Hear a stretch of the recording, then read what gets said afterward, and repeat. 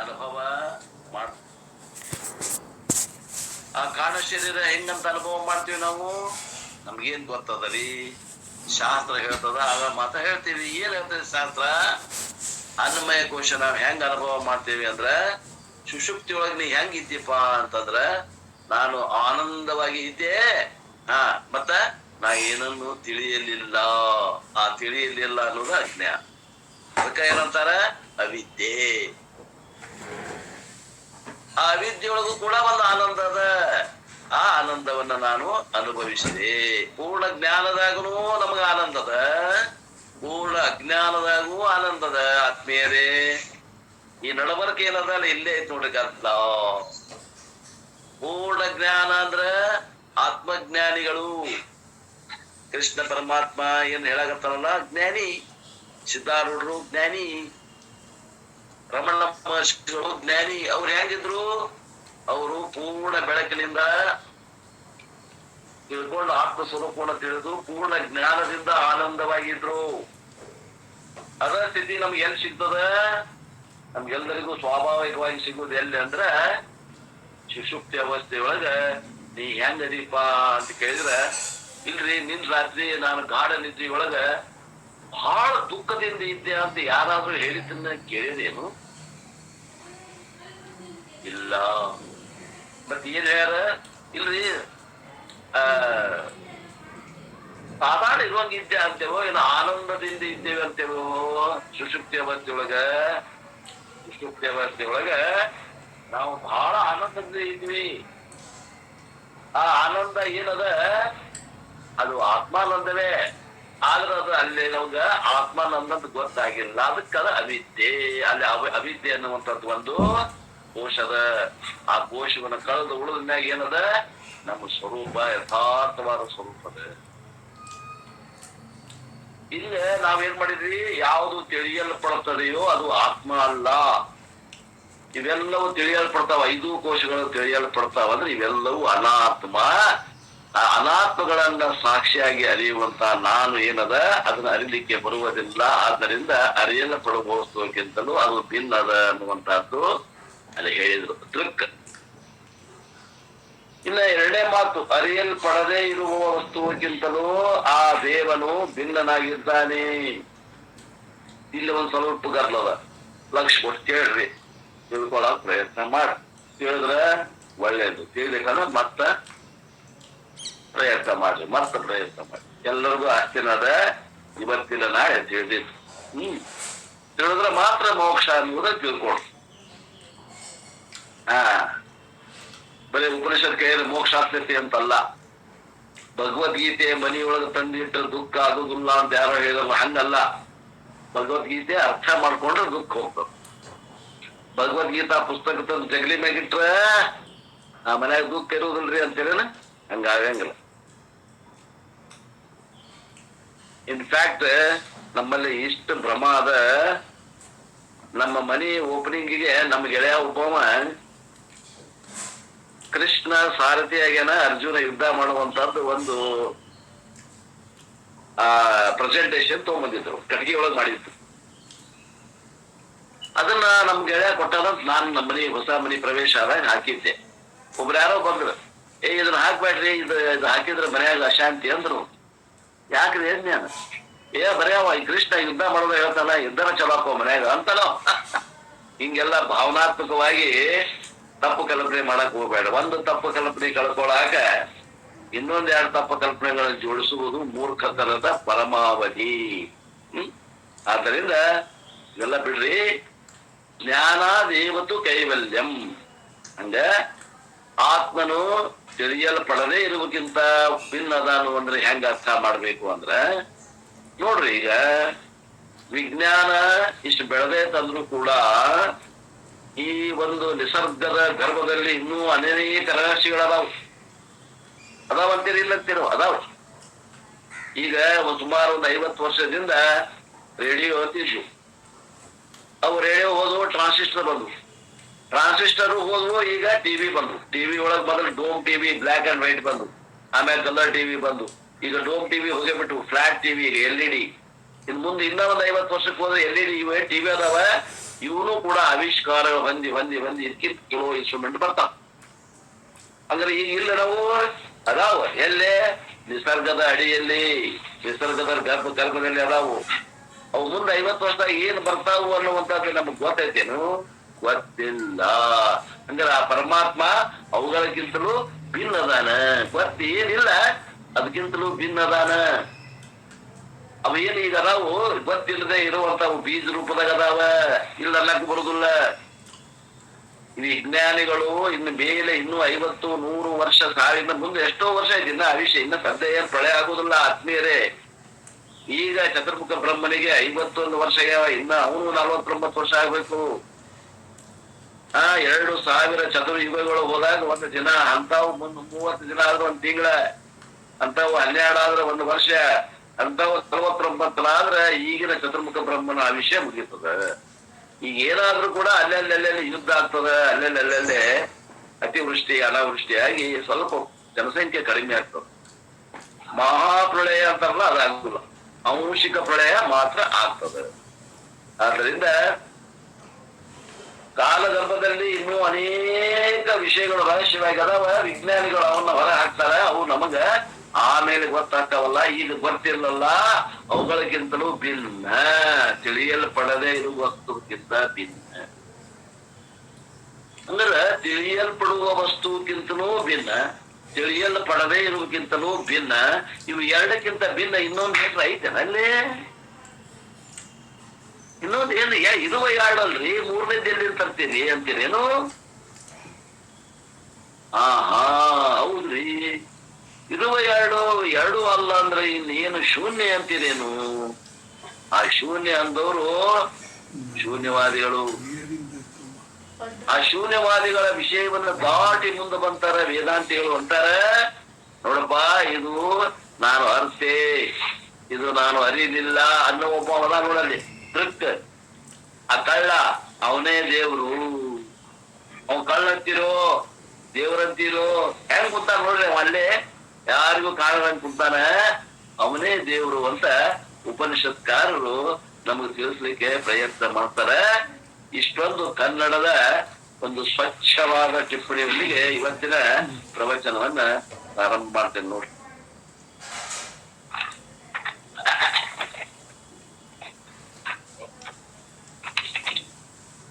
With this nice mantra, which we completed in the last class, the first chapter of Kenopanishad is over.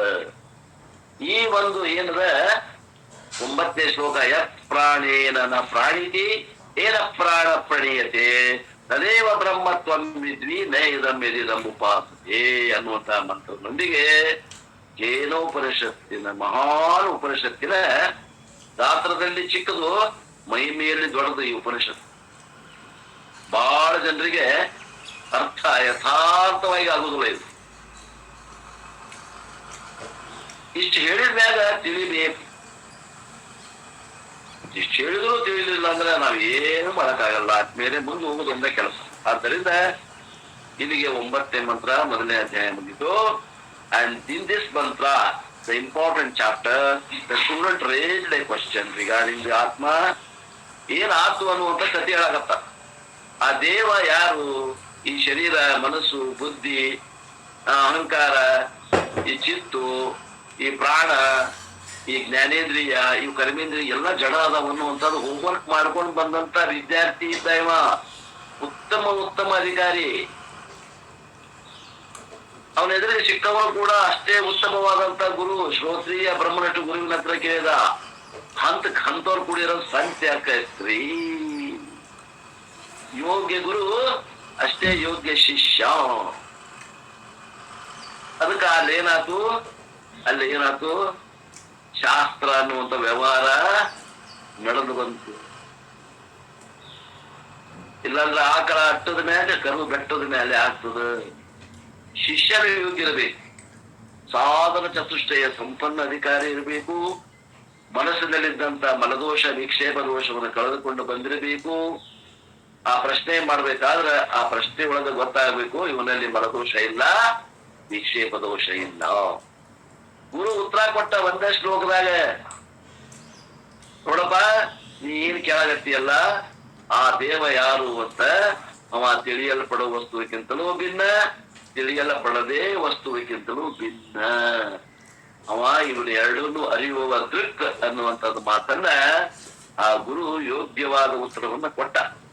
The teacher presented the answer to the question.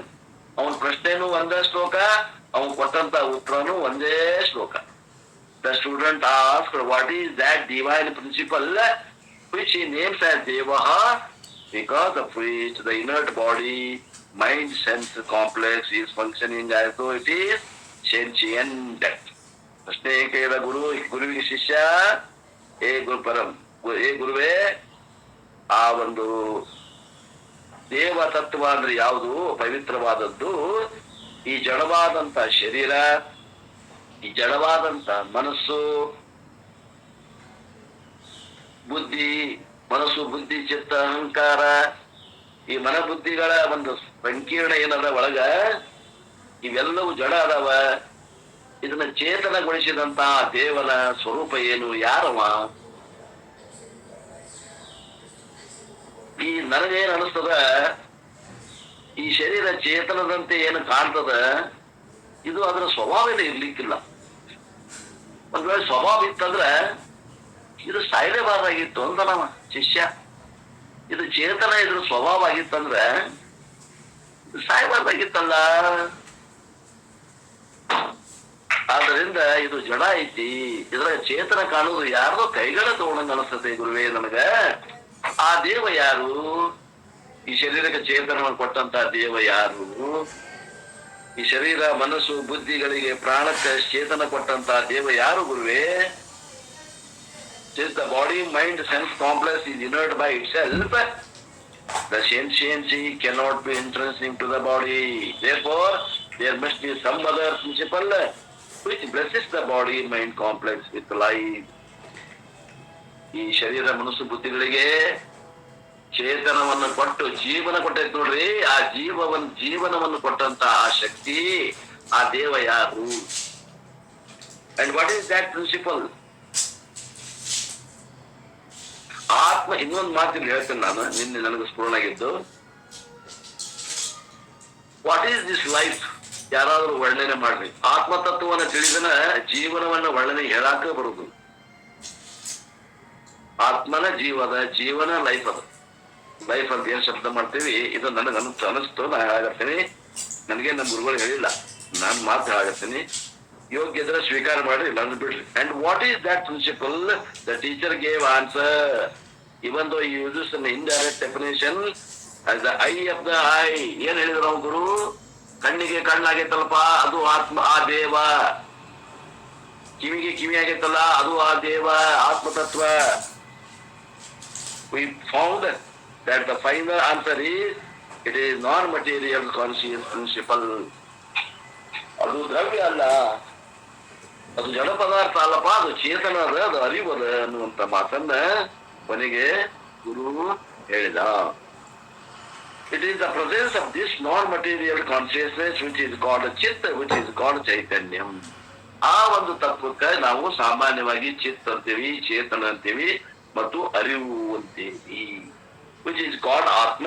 ಅದಕ್ಕೇನಂತೀವಿ? ಆತ್ಮ ಅಂತೀವಿ. ಅದಕ್ಕೇನಂತೀವಿ?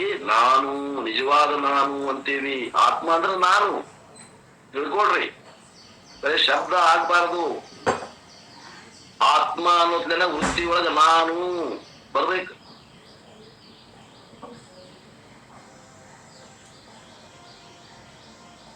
Dundappa sir ಬಂದಾರೇನ್ರಿ?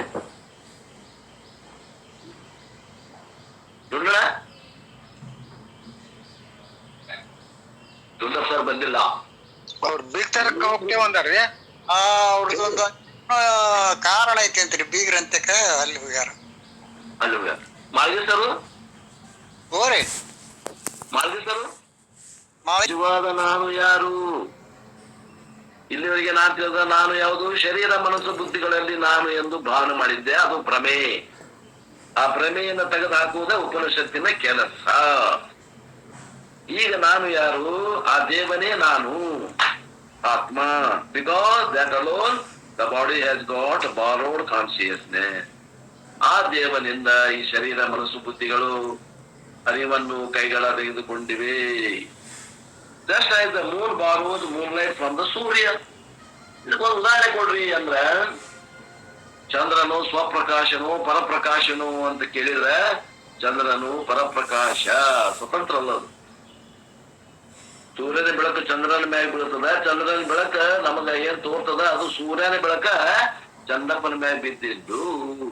ಚಂದ್ರನ ಬೆಳಕು ಸ್ವತಂತ್ರ ಅಲ್ಲ, ವಿಜ್ಞಾನಿಗಳು ಕಂಡಿರ್ಬಾರ್ದು. Just ಆಯ್ತು ಮೂಲ್ ಬಾರೋದು moonlight from ಸೂರ್ಯ. ಸೂರ್ಯ ಹೆಂಗ ಸೂರ್ಯನಿಂದ, ಸೂರ್ಯ ಸ್ವತಂತ್ರ ಅಲ್ಲ. ಸೂರ್ಯ ಮತ್ತೆ ಎಲ್ಲಿಂದ ಪಡಿತಾನ ಈ ಬೆಳಕನ್ನ ಅಂತಂದು ಕೇಳಿದ್ರೆ, ಈ ವಿಜ್ಞಾನವಾದಿಗಳು ಏನಂತಾರ, ಸೂರ್ಯ ಸ್ವತಂತ್ರ ಪ್ರಕಾಶ, ಸ್ವಪ್ರಕಾಶ ಅಂತ ಹೇಳ್ತಾರ. ಆ ಸ್ವಪ್ರಕಾಶದಿಂದ ಕೈಗಳ ತಗೋತಾನ ಚಂದ್ರ, ಅದನ್ನ ಏನ್ ಮಾಡ್ತಾನ ಚಂದ್ರ, ಆ ಪ್ರಕಾಶವನ್ನು ಅಲ್ಲಿಂದ ಕೈಗಳ ತಗೊಂಡು ಬೆಳಗ್ತಾನ. ಇದು ವಿಜ್ಞಾನವಾದ. ಇನ್ನು ಸೂರ್ಯ ಸ್ವಯಂ ಪ್ರಕಾಶ ಅಂತಾರಲ್ಲ, ಇದು ವಿಜ್ಞಾನವಾದಿಗಳು. ನಾವು ವೇದಾಂತಿಗಳೇನಂತೀವಿ, ವೇದಾಂತಿಗಳು ಅನ್ನುವಂತ ಮಾತು ಏನಂದ್ರ, ಇವನ್ ಸೂರ್ಯನು ಕೂಡ ಪರಪ್ರಕಾಶ. ಅವ ಆ ಪ್ರಕಾಶವನ್ನ ಎಲ್ಲಿಂದ ತಗೋತಾನು ಅಂದ್ರ ಆತ್ಮನಿಂದ ತಗೋತಾನ, ಪರಮಾತ್ಮನಿಂದ ತಗೋತಾನೆ. ನ ತತ್ರ ಸೂರ್ಯೋ ಭಾತಿ ನ ಚಂದ್ರ ಚಾರಕಂ ನೇಮಾ ವಿದ್ಯುತೋ ಭಾತಿ ಕುತೋಯಮಗ್ನಿ ತಮೇವ ಭಾತಂ. ಏನದು? ನ ತತ್ರ ಸೂರ್ಯೋ ಭಾತಿ ನ ಚಂದ್ರ ತಾರಕಂ ನೇಮಾ ವಿದ್ಯುತೋ ಭಾಂತಿ ಕುತೋಯಮಗ್ನಿ. ಇನ್ನೊಂದು ಲೈನ್ ಅದ, ಅದ್ ಲೈನ್ ನೆನಪಾಗ್ಬಾರ್ದು ನೋಡ್ರಿ. ಅದ ಹಗಲೆಲ್ಲ ಹೇಳ್ಕೊಂತಿದ್ರೆ ನೆನಪಿರ್ತಾವ. ಮುಂದಕ್ಕೆ ಆಪರೇಷನ್ ಬಂದದ ಮಂತ್ರ ಇದು. ತಮೇವ ಭಾಂತಂ ಅನುಭಾತಿ ಸರ್ವಂ ತಸ್ಯ ಭಾಸಾ ಸರ್ವಮಿದಂ ವಿಭಾತಿ. ಬಂತ ನೋಡು. ಆ ಸೂರ್ಯನು ಕೂಡ ಸ್ವಯಂ ಪ್ರಕಾಶನಲ್ಲ, ಆತ್ಮ. ವೇದಾಂತ ದೃಷ್ಟಿಯಿಂದ ವಿಜ್ಞಾನಿಗಳು ಅಲ್ಲಿ ನಿಂತು ಬಿಟ್ರು. ಅವರು ಏನಂತ, ಸೂರ್ಯನು ಸ್ವಯಂ ಪ್ರಕಾಶ. ಇನ್ನೊಂದು 1000 ವರ್ಷ ಬಿಟ್ಟ ಮ್ಯಾಗ ಅವರು ಅದನ್ನ ಏನ್ ಮಾಡ್ತಾರೆ, ಸೂರ್ಯನು ಕೂಡ ಪರಪ್ರಕಾಶ ಅನ್ನುವಂಥದ್ದು ಹೇಳ್ತಾರೋ ಇಲ್ಲೋ ನನಗ್ ಗೊತ್ತಿಲ್ಲ. ಕಂಡು ಹಿಡಿಬಹುದೇನು? ಮೋಸ್ಟ್ಲಿ ಕಂಡು ಹಿಡಿಲಿಕ್ಕಿಲ್ಲ. ಇಲ್ಲೇ ಇಷ್ಟು ನಿಂತು ಬಿಡ್ತದ, ವಿಜ್ಞಾನವನ್ನ ಹಂತಕ್ಕೆ ಬಂದ ನಿಂತು ಬಿಡ್ತದ. ಮತ್ತ ಏನದ, ಆತ್ಮತತ್ವದ ಕಡೆಗೆ ಬರಾಕಂತ ದಾರಿ ಇಲ್ಲ. ವಿಷಯ ಏನದವಲ್ಲ, ವಿಷಯಗಳ ಕಡೆಗೆನ ಹರಿದಾಡ್ತೈತೆ ವಿಜ್ಞಾನ ಹೊತ್ತು, ದೃಷ್ಟ ಕಡೆ ಅದು ಹರಿಯುವಂತಹದ್ದು ಅದಕ್ಕೆ ಸ್ವಭಾವ ಇಲ್ಲ ವಿಜ್ಞಾನಕ್ಕೆ. ದ ಬಾಡಿ ಮೂರ್ ಬಾರೋದ್ ಕಾನ್ಶಿಯಸ್ನೆಸ್ ಫ್ರಮ್ ಆತ್ಮ ತತ್ವಂ. ಹಾಗೆ ಈ ಶರೀರ ಅನ್ನುವಂತ ಚಂದ್ರ ಆ ಬೆಳಕನ್ನ ಆತ್ಮತತ್ವದಿಂದ ಪಡಿತಾನೆ. ಇಲ್ಲಿ ಶರೀರಕ್ಕೂ ಈ ಚಂದ್ರಿಗೂ ಉಪಮಾ ಅಲಂಕಾರವನ್ನು ಕೊಟ್ಟು ಹೇಳ್ತಾ ಇದ್ದಾರೆ. And therefore the teacher pointed out that the consciousness blesses the body mind complex, all right. ಅದರಿಂದ ಗುರು ಏನ್ ಹೇಳ್ತಾನೆ, ಆ ಅರಿವು ಅನ್ನುವಂಥದ್ದು ಈ ಶರೀರ ಮನಸ್ಸು ಬುದ್ಧಿಗಳ ಸಂಕೀರ್ಣವನ್ನ ಬೆಳಗ್ತಾ ಇದೆ. Correct. But the conscious is not limited by body mind complex. ಹಂಗಂತ ತಿಳ್ಕೊಂಡು ಆ ಶರೀರ ಮನಸ್ಸು ಬುದ್ಧಿಗಳು ಎಷ್ಟದಾವ ಅಷ್ಟ ಹವಣಾಗಿ ಚೇತನ ಐತಂತೀರೇನು? ಇಲ್ಲ. ಅಷ್ಟ ಹವಣಾಗಿನೂ ಐತಿ, ಅದರ ಹೊರಗುನು ಆ ಶರೀರ ಮನಸ್ಸುಗಳ ಬುದ್ಧಿ ಆಚೆಗೂ ಹೊರಗುನು ಅದ. ಅದು ವ್ಯಾಪಕ ಅದ. ವ್ಯಾಪಕ ಇರೋದ್ರಿಂದ ಅದಕ್ಕೇನಂತಾರ, ಪುರುಷ. therefore ಆತ್ಮ extends beyond the body also. ಆತ್ಮನು ಶರೀರದಷ್ಟಿಗೆ ಇಲ್ಲ, ಶರೀರಕ್ಕಿಂತಲೂ ಹೊರಗನು ಕೂಡ ವ್ಯಾಪಕವಾಗಿ ಅದಾನೆ. And therefore one and the same ಆತ್ಮ alone possesses many bodies. ಆದ್ದರಿಂದ ಏನ್ ತಿಳ್ಕೋಬೇಕು ಅಂದ್ರೆ, ಆತ್ಮನು ಒಬ್ಬನೇ ಅಂತ ಹೇಳ್ತದ ಶಾಸ್ತ್ರ. ಆ ಇರುವಂತ ಆತ್ಮ ಒಬ್ಬರೇ ಎಷ್ಟು ಶರೀರದವಲ್ಲ ಆ ಎಲ್ಲ ಶರೀರಗಳಿಗೆ ಚೇತನವನ್ನ ಕೈಗಳ ಕೊಡ್ತಾನೆ.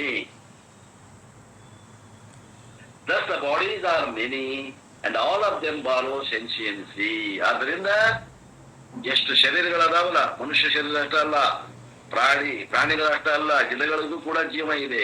ಆ ಎಲ್ಲ ಗಿಡ ಮರಗಳು ಮನುಷ್ಯರು ಏನದಾರಲ್ಲ, ಇವಕ್ಕೆಲ್ಲ ಚೇತನ ಕೊಡುವಂತ ಅರಿವು ಅದು ಒಂದದ. ಇವೆಲ್ಲವೂ ಜಡ ಅದಾವ. ಅಂಡ್ ಒನ್ ಆತ್ಮ alone ಸರ್ವಭೂತಾಸ್ತಂ atmanah. In Bhagavad Gita, Lord Krishna says, sarva bhutantratma nam sarva bhutani cha atmani. Just as one space alone is enclosed in several continents, one consciousness alone is enclosed in every body, and that alone only one. ಏನಂತಾರ ಅಪ್ಪರು, ಈಗ ಗಡಿಗೆಗಳು 1000 ಅದಾವ. ಒಂದು ground ಅದ ಅಂತ ತಿಳ್ಕೊಡ್ರಿ, ಆ ಒಂದು ದೊಡ್ಡ ಮೈದಾನ ಅದಂತ, ಆಟದ ಮೈದಾನದಾಗ 1000 ಗಡಿಗೆಗಳನ್ನು ಇಟ್ಟಾರ ಅಂತ ತಿಳ್ಕೊಡ್ರಿ. ಆ 1000 ಗಡಿಗೆ ಒಳಗ ಇರುವಂತ ಆಕಾಶ ಒಂದ ಐತೋ ಏನವು ಘಟಾಕಾಶ, ಏನೇನ್ ಘಟ ಅದಾವ ಅಷ್ಟು ಆಕಾಶ ಕಾಣ್ತಾವ, ಅಷ್ಟು ಆಕಾಶ ಬೇರೆನೇ ಅದಾವೋ ಇಲ್ರಿ? ಒಂದೇ ಬೇರೆ ಅದಾವಂತ ಕಾಣ್ತಾವ ಕಣ್ಣಿಗೆ, ಬೇರೆ ಇದ್ದಂಗ ಕಣ್ಣಿಗೆ ಕಂಡ್ರು ಕೂಡ ಆಕಾಶ ಒಂದ ಅನ್ನೋದು ನಮ್ ಬುದ್ಧಿಗೆ ಗೊತ್ತಾಗ್ತದ್ರಿ ಅಂದ್ರಿ ಪಾರ ಇಲ್ರಿ. ಮತ್ತ ಆಕಾಶ ಬೇರೆ ಅದಾವು ಅಂದ್ರ ಓಹೋ ಇನ್ನೂ ಸೂಕ್ಷ್ಮ ವಿಷಯ ಗ್ರಹಣ ಮಾಡುವಂತ ಬುದ್ಧಿ ಬೆಳೆದಿಲ್ಲ. ತೋರಿದ್ರು ಅನೇಕವಾಗಿ ತೋರಿದ್ರು ಕೂಡ, ಘಟಗಳು ಅನೇಕವಾಗಿ ತೋರಿದ್ರು, ಘಟಾಕಾಶ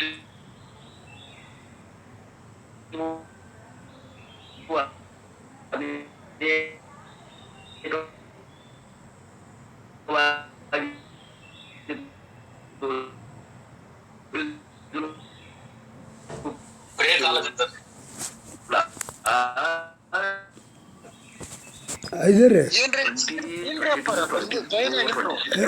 ಆಗಿರ್ರಿ. It is this Atma, the Brahman, the consciousness which elevates the body. ಈ ಏನದ ವ್ಯಾಪಕವಾದಂತ ಈ ನಾನು ಏನದ ಈ ಅರಿವು, ಇದು ಏನ್ ಮಾಡ್ತದೆ, ಜಡವಾದ ಶರೀರ ಮನಸ್ಸು ಬುದ್ಧಿಗಳನ್ನ ಚೇತನಗೊಳಿಸುತ್ತದೆ ಅಂತ ಹೇಳಿ. And having presented the divine principle as Brahma, Atma, Chaitanyam, the teacher also pointed out, never try to look for the consciousness because no instrument of knowledge will be able to objectify the consciousness. ಇದು ಈ ವಾಕ್ಯದ ಅರ್ಥ ಏನಂದ್ರ, ಈ ರೀತಿ ಆತ್ಮತತ್ವವನ್ನ ಬ್ರಹ್ಮ, ಆತ್ಮ, ಚೇತನ ಅಂತ ಹೇಳಿ ಗುರು ಹೇಳಿದ ಬಳಿಕ ಆ ಆತ್ಮತತ್ವವನ್ನ ಹುಡುಕಾಕ ಅತ್ಲಾಗಿ ನೋಡಕ್ ಹೋಗ್ಬೇಡ್ರಿ. Because no instrument of knowledge will be able to objectify the consciousness. ಆ ಒಂದು ಅರಿವನ್ನ ತೋರಿಸ್ಲಿಕ್ಕೆ ಯಾವುದೂ ಸಾಧನ ಇಲ್ಲ. ಪರಮಾತ್ಮನ ತೋರಿಸುವಂತ ಜ್ಞಾನಕ್ಕೆ ತೋರಿಸುವಂತ ಸಾಧನೆ ಇಂದ್ರಿಯ ಯಾವುದೂ ಇಲ್ಲ ಅಂತ ಅರ್ಥ. Because it is never an object of experience.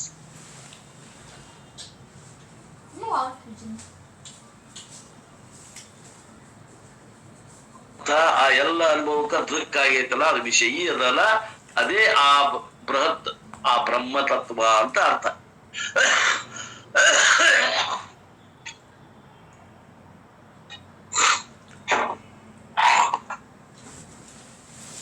Instagram ನೋಡಿದ್ರೆ ಅವ್ರಿಗೆ ಫೋಟೋ ಬಂದೇ ಬರ್ತದೆ.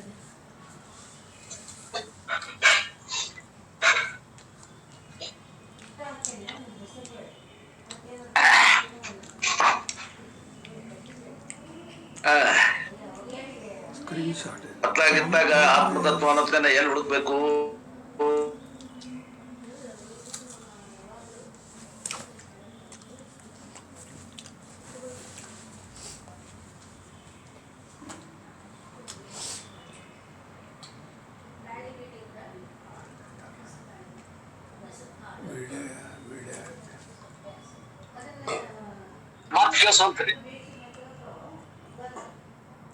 ಮತ್ ಕಟ್ಟಾತ್ರಿ ಅಪ್ಪಾರ. Never comes under known category. ಆ ಏನ ತಿಳಿಯಲ್ಪಡುವಂತ ಮಂದಿ ಏನು ವರ್ಗದ ಅದ್ರಾಗ ಬರುವುದಿಲ್ಲ. It ever comes under nowhere category. ಆ ಯಾವ ತಿಳಿಯುವವನ ಸ್ವರೂಪವೇ ಆತ್ಮತತ್ವ ಇದೆ. ದೇರ್ಫೋರ್ ಇಟ್ ಈಸ್ ಅಬ್ಸರ್ವರ್ ಅಂತಂದ್ರ ಅವ ದೃಶ್ಯವನ್ನ ನೋಡುವಂತವ ಅಬ್ಸರ್ವರ್, ನೋಡುವ ದೃಕ್ ಅದಾನ. ಇಟ್ ಈಸ್ ವಿಟ್ನೆಸ್, ಅದು ಸಾಕ್ಷಿ ಅದ. ಇಟ್ ಈಸ್ ಸಾಕ್ಷಿ ಚೈತನ್ಯಂ ಅಹಂ ಇತಿ ಅರ್ಥ. ಆ ಸಾಕ್ಷಿ ನನ್ ಬಿಟ್ಟು ಬೇರೆ ಯಾರು ಇಲ್ಲ. ನಾನೇ ಸಾಕ್ಷಿ. ಅಂಡ್ ವೆನ್ ವಿ ಕ್ಲೇಮ್ ಅಹಂ ಬ್ರಹ್ಮ ಅಸ್ಮಿ, ದ ಆತ್ಮ ಅಸ್ಮಿ, we have to claim only the consciousness part.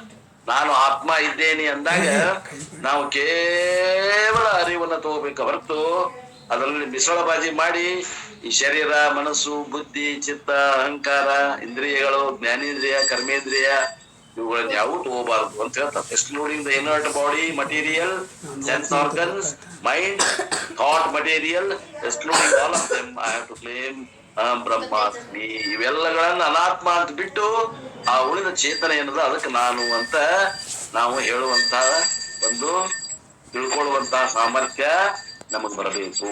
The ಮಹಾವಾಕ್ಯ was presented several times as ತದ್ದೇವ ಬ್ರಹ್ಮ ತ್ವಂ ವಿದ್ಯೆ. ಆ ಮಹಾವಾಕ್ಯವನ್ನ ಈ 5, 6, 7, 8, 9 ಶ್ಲೋಕದ 2ನೇ ಲೈನ್ ಹೇಳ್ಕೊಂತ ಬಂದದ. ಅದು ಮಹಾವಾಕ್ಯ. ಏನದು? ತದ್ದೇವ ಬ್ರಹ್ಮ ತ್ವಂ ವಿದ್ಯೆ, ಅದೇ ಬ್ರಹ್ಮವೆಂದು ನೀನು ತಿಳಿ. That Brahma Chaitanyam is you. In this manner, knowing has to be in the form of claiming. ತಿಳಿಯುವುದಂದ್ರ ಅದು ನಾನಂತ ತಿಳಿದು ಹೇಳುವುದು. Without attempting to objectify it. ಅದನ್ನ ದೃಶ್ಯಕರಿಸಿ ಅದನ್ನ ತಿಳಿಯುವುದಲ್ಲ, ಅದನ್ನ ದೃಕ್ ಅಂತ ಹಿಡ್ಕೊಂಡೇ ತಿಳಿಬೇಕು. You should not look here and there. ನೀವು ಅತ್ಲಾಗಿತ್ಲಾಗ ಎಲ್ಲದ ಪರಮಾತ್ಮ ಒಳಗ್ ಹೋಗ್ಬೇಡ್ರಿ. ಈ ಕ್ರಿಕೆಟ್ನಾಗ ಯಾರು 100 ಹೊಡೆದ್ರ ಮ್ಯಾಗ ನೋಡ್ತಾರಲ್ಲ ಅವ್ರು, ಅಲ್ಲದ ನನ್ನ ದೇವ್ರ ಆಕಾಶ ನೋಡ್ತಾರ, ಮ್ಯಾಗ ಬ್ಯಾಟ್ ತಳಗಿಟ್ಟ ಕಾಲು ಮುಗುದ ನೆಲಕ್ಕ ಮ್ಯಾಗ ನೋಡ್ತಾರ. ದೇವ್ರ ಅಲ್ಲದಾನ? ಇಲ್ಲ, ದೇವ್ರ ಅವನ ಅದಾನ. ಯಾರು ಯಾವ ಸೆಂಚುರಿ ಹೊಡೆದಲ್ಲ ಅವನ ದೇವ್ರ ಅದಾನ. Without attempting to objectify, just claim I am that ಬ್ರಹ್ಮನ್. ಅವನು ಎಂದೊಂದು ವಿಷಯೀಕರಿಸದೆ ಆ ವಿಷಯ ಮಾಡದನ ವಿಷಯ ಸ್ವರೂಪವೇ ಅಲ್ಲಿ ದೇವ್ರದಾನ, ಆ ದೇವ ಅದಾನ, ಆತ್ಮ ಅದಾನ, ಆ ವ್ಯಾಪಕ ಚೇತನ ಅದ ಅಂತಾರಪ್ಪವರು. This is the teaching the teacher struggle to communicate. ಈ ಒಂದು ಜ್ಞಾನವನ್ನ ಶಿಷ್ಯನಿಗೆ ಕೊಡಲಿಕ್ಕೆ ಗುರು ಹೆಣಗಾಡ್ತಾ ಇದ್ದಾನೆ. Struggling to communicate. The teacher is struggling to communicate because it is not easy to understand. Now the teacher has to find out whether the communication has been successful or not. ಇಷ್ಟು ಹೇಳಿದ ಮೇಲೆ ತಿಳಿಯಲೇಬೇಕನ್ನುವಂತ ಉದ್ದೇಶದಿಂದ ಪರೀಕ್ಷೆ ಮಾಡ್ತಾನ, ಒಂದು ಪರೀಕ್ಷೆ ಇಡ್ತಾನೆ. ಯಾರು? ಗುರು. Therefore we get into the second chapter. ಈಗ 2ನೇ ಅಧ್ಯಾಯಕ್ಕೆ ಬಂದಾಗ ಆ ಪ್ರಶ್ನೆ ಐತಿ. Which is the teacher wants to respond to the teaching. ಏನ್ ಮಾಡ್ತಾನ? ಇಷ್ಟೊತ್ತನ ನಾ ಏನ್ ಹೇಳಿದೆ ತಿಳಿತಿ ಅನ್ನೋನ್ನಾಕ ಒಂದು ಪ್ರಶ್ನೆ ಕೇಳ್ತಾನ. Real examination for the student. ನಿಜವಾಗಿಯೂ ವಿದ್ಯಾರ್ಥಿಗಳಿಗೆ ಇದು ನಿಜವಾದ ಪರೀಕ್ಷೆ. And a greater examination for guru himself. ಗುರುವಿನ ಶಿಷ್ಯನಿಗಿಂತ ಗುರುವಿಗೆ ಒಂದು ದೊಡ್ಡ ಪ್ರಶ್ನೆ ಐತಿ. ಯಾಕೆ ಅವ ಸರಿಯಾಗಿ ಉತ್ತರ ಹೇಳಿದ್ರೆ ಇವ ಗುರು, ಮತ್ತ ಅವ ಸರಿಯಾಗಿ ಉತ್ತರ ಹೇಳಿಕೆ ಇವೆ ಅಂತ ಗುರು ಅಂತ ಅನ್ನುವಂತ ಮಾತು ಬರ್ತದ. ಆದ್ದರಿಂದ ಇದು ಇಬ್ಬರಿಗೂ ಪರೀಕ್ಷೆ ಮಾಡುವಂತ ಪ್ರಶ್ನೆ ಅದ. And we find the Kenopanishad, the student happens to be brilliant student. ಈ ಕೇನೋಪನಿಷತ್ನಲ್ಲಿ ಇದ್ದಂತ ವಿದ್ಯಾರ್ಥಿ ಬಹಳ ಉತ್ತಮ ಅಧಿಕಾರಿ ಅದಾನ, ಸಾಧನ ಚತುಷ್ಟಯ ಸಂಪನ್ನ ಅಧಿಕಾರಿ ಅದಾನ. ಆದ್ದರಿಂದ therefore the student grasp the teaching very well. ಗುರು ಹೇಳಿದ್ದನ್ನು ಯಥಾರ್ಥವಾಗಿ ಗ್ರಹಣ ಮಾಡ್ಯಾನ. and he presents the answer also in the full satisfaction of the guru. ಗುರುವಿಗೆ ಸಂಪೂರ್ಣ ತೃಪ್ತಿ ಆಗುವಂಗ ಉತ್ತರ ಕೊಡ್ತಾನ ಶಿಷ್ಯ. ಈ ಶಿಷ್ಯ ಏನು? ಈ ಕೇನೋಪನಿಷತ್ನಲ್ಲಿ ಇದ್ದ ಶಿಷ್ಯ ಗುರುವಿಗೆ ಸಂಪೂರ್ಣವಾಗಿ ಸಮಾಧಾನಕರ ಉತ್ತರವನ್ನ ಕೊಡುತ್ತಾನೆ.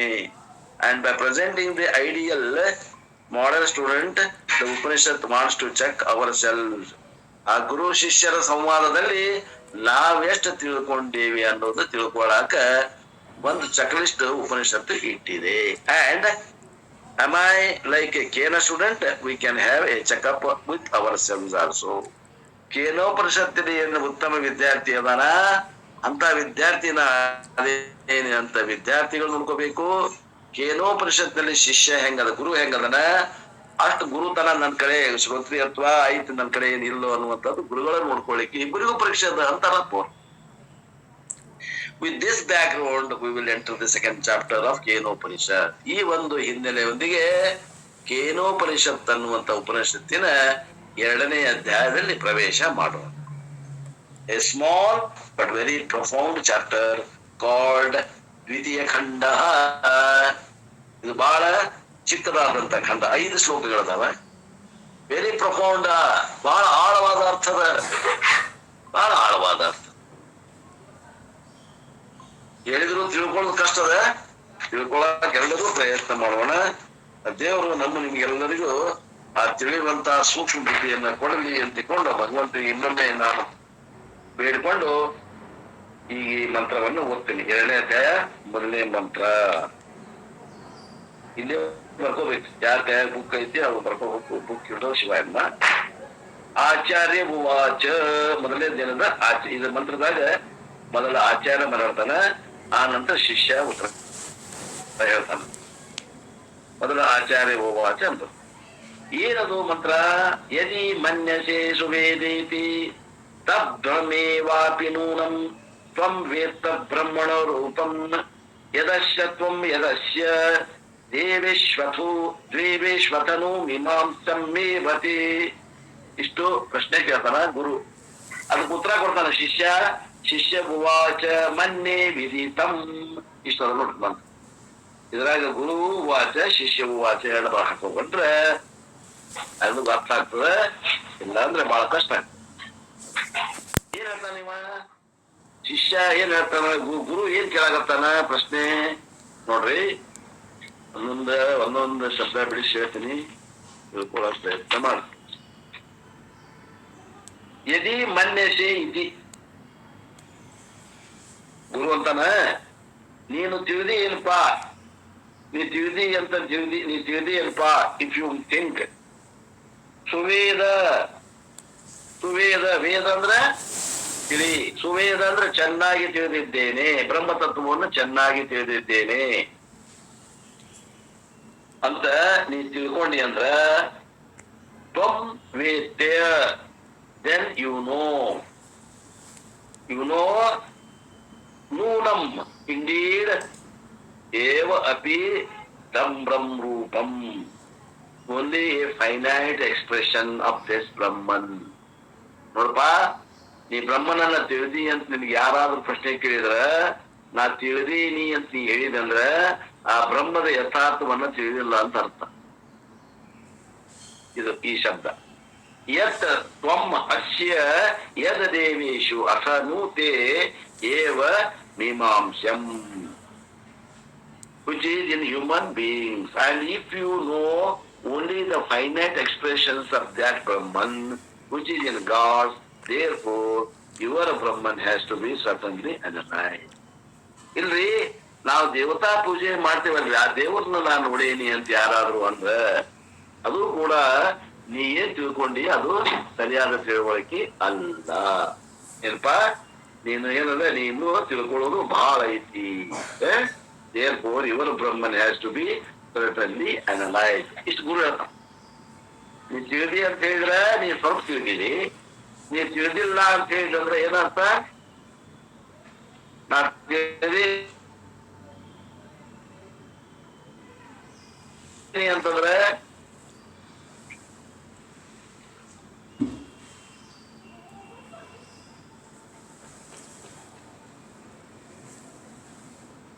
ನೋಡ್ಬೇಕು ಇಷ್ಟೊಂದು ಹಿನ್ನೆಲೆಯೊಂದಿಗೆ